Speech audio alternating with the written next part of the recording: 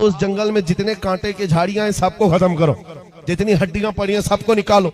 2 महीने तक वो भी सफाई करता रहा। उसके बाद फिर 4 महीने गुजर गए तो बादशाह ने कहा यहाँ पर फूलों के दरख्त उगाए जाएं, खुशबूदार पौधे बसाए जाएं, और वो भी कर दिए गए। फिर बादशाह ने कहा मेरी ख्वाहिश है कि यहाँ एक अच्छा महल बनाया जाए, अच्छा महल, वो भी 2 महीने में महल भी तैयार। बादशाह ने कहा मेरी ख्वाहिश है कि यहाँ एक नाला बहाया जाए, यानी एक हाउस बनाया जाए, महल के अतराफ बागीचा लगाया गया, फूल पौधे सारी चीजें।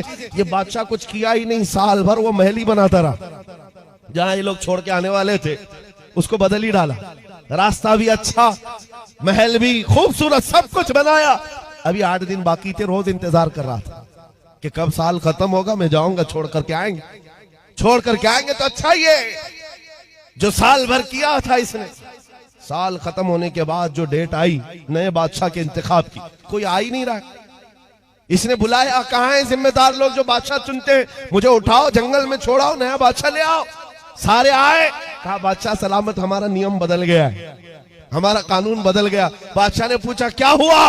कहा अब आप हमारे हमेशा के बादशाह, हमेशा के बादशाह हैं। इस बादशाह ने पूछा क्यों? इससे पहले सिर्फ 1 साल की वैलिडिटी थी, अब हमेशा का क्यों? लोगों ने कहा अब तक जो आते थे बेवकूफ थे, अय्याशी करते थे और चले जाते थे, उनको पता होता था कि कहां जाना है, फिर भी अय्याशी करते। पहला अक्लमंद बादशाह हमने देखा जो इस कुर्सी पर बैठकर जहां जाना है वहां की तैयारी कर रहा था। इसलिए हमने सोचा हकीकत में वही बादशाह होता है। इस वाक़े को लिखने के बाद मौलाना जलालुद्दीन रूमी कहते हैं, ऐ नादान तू क्या समझ रहा है, ये दुनिया के अफ्रीका और अमेरिका के किसी मुल्क का किस्सा है? नहीं, ये पूरी दुनिया का कानून है। जब तू पैदा होता है लोग तेरे इंतजार में खड़े रहते हैं, जब तू आता है तुझे बादशाह बना लेते हैं, तेरे इर्द गिर्द तेरे दोस्त अहबाब बनते चले जाते हैं, और तुझे बार बार बताया भी जाता है चंद दिनों के बाद तुझे कंधे पर उठाकर उस कब्रिस्तान में छोड़ दिया जाएगा जहां हड्डियां पड़ी है पुराने लोगों की, जहां कांटे की झाड़ियां भी हैं। ये सब चीजें सुनाई जाती हैं, और उसके बाद जब तेरा इंतकाल होता है ये लोग तेरी बादशाहत खत्म करके ले जाते हैं और छोड़ आते हैं, फिर नए बच्चे का इंतजार करते हैं। मौलाना रोम फरमाते हैं लेकिन इस रूए जमीन पर कुछ अक्लमंद बादशाह ऐसे भी आते हैं जो बादशाह बनकर जीते तो हैं, लेकिन जब तक कुर्सी पर बैठे होते हैं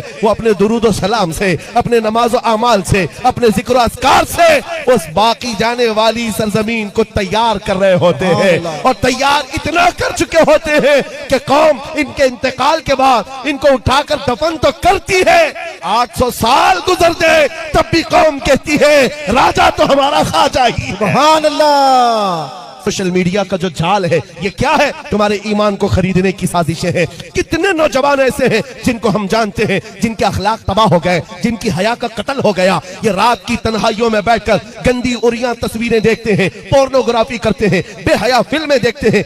दुनिया ने तुम्हें परोसा है प्लेट में, बर्तन में सजाकर, सिर्फ इसलिए कि तुम्हारे ईमान का कत्ल हो जाए, तुम्हारी हया मर जाए, तुम्हारा दीन से रिश्ता कम हो जाए। ये हम जवानों में आज देख रहे हैं। ये दीन की तरफ कम रागिब है, मस्जिदों की तरफ बुलाया जाए तो उतने नहीं आते। जब कोई भंगड़ा लगाए, कोई टिकटॉक का मुजरा करे, उसके लिए भीड़ लगाने लग जाते हैं। ये दीन की कमी नहीं है तो और क्या है? इन भेड़ियों के खरीदो फरोख्त के बाजार में अगर तुम बिक गए तो सबसे बड़े बदनसीब कहलाओगे, सबसे ज्यादा घाटे में कहलाओगे। इसलिए ऐ सुन्नी नौजवानों, मेरे आखिरी जुमले सुन लो, आखिरी जुमले सुन लो। करोड़ों की दौलत तुम्हारे सामने रख दी जाए, करोड़ों का हुस्न तुम्हारे सामने रख दिया जाए, सारा नंगापन रख दिया जाए, तुम्हारी आंख उठने ना पाए उस तरफ, बल्कि दुनिया को पुकार कर कहो अपना सब कुछ गुंबद खजरा कल भी था और आज भी है, मेरे नबी से मेरा रिश्ता कल भी था और आज भी है। बतला दो गुस्ताख नबी को गैरत सुन्नी जिंदा है, उन पे मर मिटने का जज्बा कल भी था और आज भी है। हमें हमारे मुस्तफा की बात करनी है।